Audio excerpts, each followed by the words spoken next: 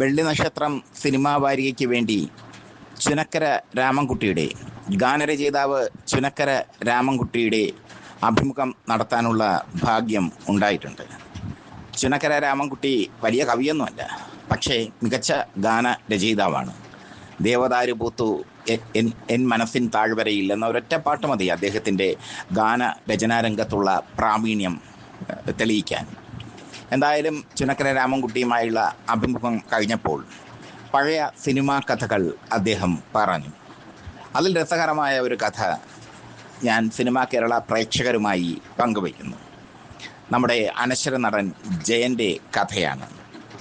ജയൻ അല്പം അല്പം സ്ത്രീലംബടനൊക്കെ ആയിരുന്നു എന്നാണ് അദ്ദേഹം പറഞ്ഞത്. അക്കാലത്ത് ജയൻ വലിയ തരംഗമായിരുന്നു. ജയൻ്റെ ബോഡിയും ജയൻ്റെ ആക്ഷനും ജയൻ്റെ ചിരിയും ഒക്കെ സ്ത്രീകളെ ആകർഷിച്ചു.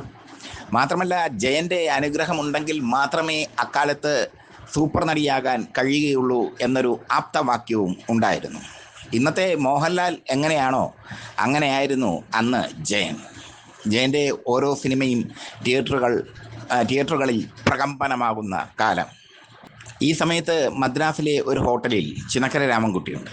സിനിമയിൽ അവസരം തേടി വന്ന ഒരമ്മയും 2 മക്കളുമുണ്ട്. അവർ സിനിമയിൽ അവസരം തേടി വന്നതാണ്.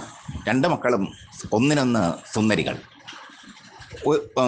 ഒരു മകൾ വളരെ ശാലീന സുന്ദരി, മറ്റൊരു മകൾ വളരെ ഗ്ലാമറസായി അഭിനയിച്ചാൽ വിജയിക്കുന്ന നടി. ഇരുവരും ചുനക്കര രാമൻകുട്ടിയെ സമീപിച്ചു അത്രേ. തന്നാൽ കഴിയുന്ന സഹായം ചെയ്തു തരാം എന്ന് അദ്ദേഹം പറഞ്ഞു. കാരണം അവർക്ക് വല്ലാത്തൊരു നിശ്ചയദാർഢ്യം ഉണ്ടായിരുന്നു. നിശ്ചയദാർഢ്യം എന്ന് വെച്ചാൽ സിനിമാ ലോകം പിടിച്ചടക്കും എന്നൊരു ആഗ്രഹം, ശക്തമായ അഭിനിവേശം അവർക്ക് ഉണ്ടായിരുന്നു. എന്തായാലും ആ അമ്മയും 2 പെൺമക്കളും ചുനക്കര രാമൻകുട്ടി താമസിക്കുന്ന മുറിയുടെ മുകൾ നിലയിലെ AC റൂമിലായിരുന്നു കഴിഞ്ഞിരുന്നത്.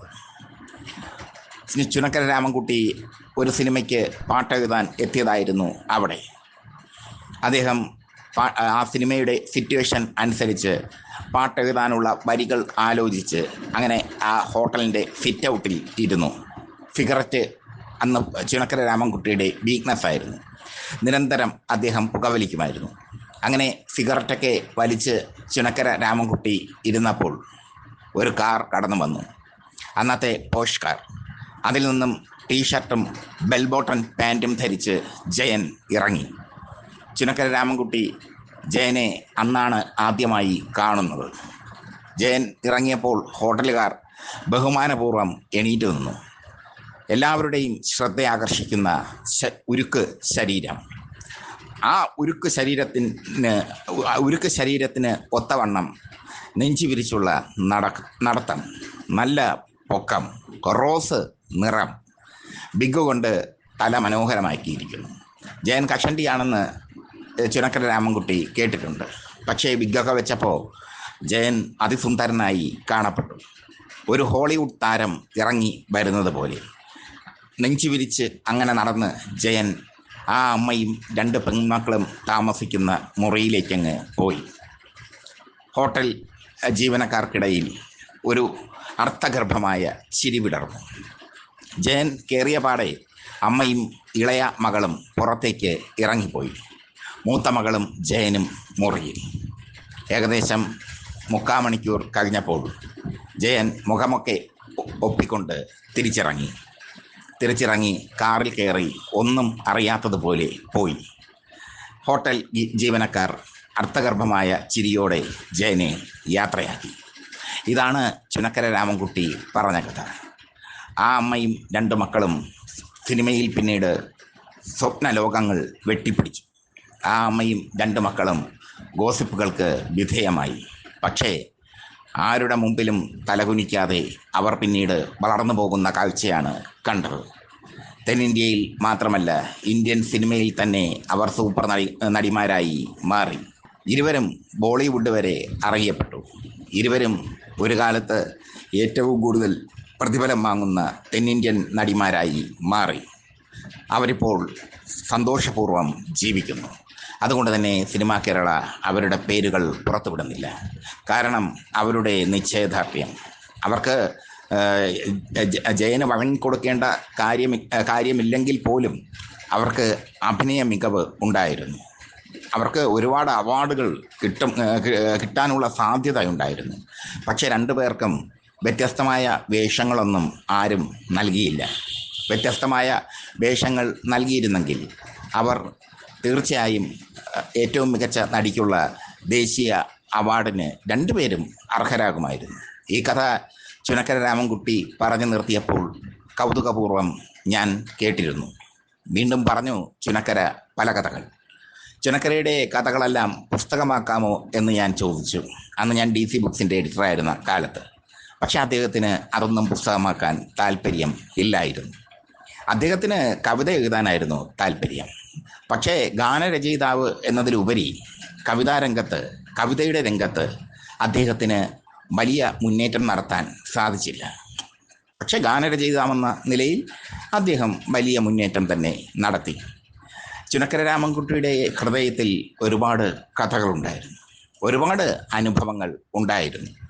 ആ അനുഭവങ്ങളൊക്കെ അദ്ദേഹം രചിച്ചിരുന്നെങ്കിൽ അത് ഒരു കാലത്തെ സിനിമയുടെ ചരിത്രമായി മാറുമായിരുന്നു. ചുനക്കര രാമൻകുട്ടി പിന്നീട് പറഞ്ഞത് ജയൻ്റെ മരണത്തെക്കുറിച്ചാണ്. വൈകാതെ ജയൻ അപകടത്തിൽ മരണമടഞ്ഞു. അപ്പോഴേക്കും ഈ പെൺകുട്ടികൾ രണ്ടുപേരും സിനിമയിൽ ചുവടുറപ്പിച്ച് കഴിഞ്ഞു.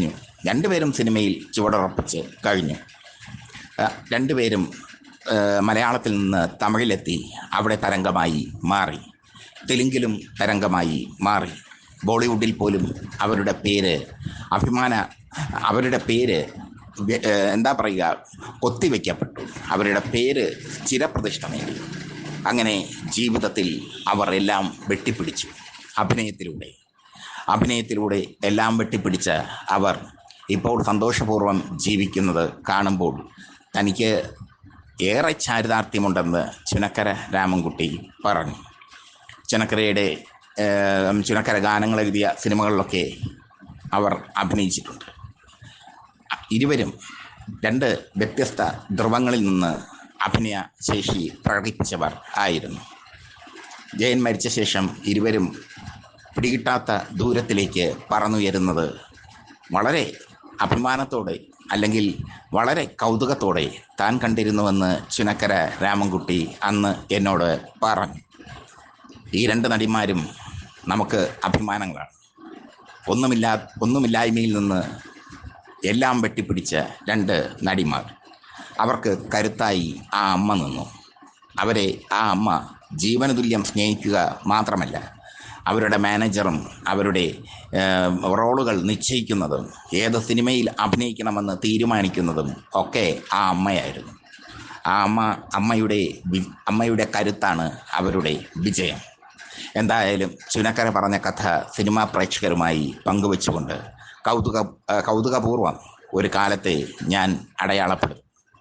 ജയൻ നിറഞ്ഞു നിന്ന കാലം, ജയൻ തരംഗമായ കാലം, തീനാളങ്ങൾ പോലെ ജയൻ കുതിച്ചുയർന്ന താരം, കുതിച്ചുയർന്ന കാലം, ആരാധക മനസ്സുകളിൽ ജയൻ ആളിപ്പടർന്ന കാലം.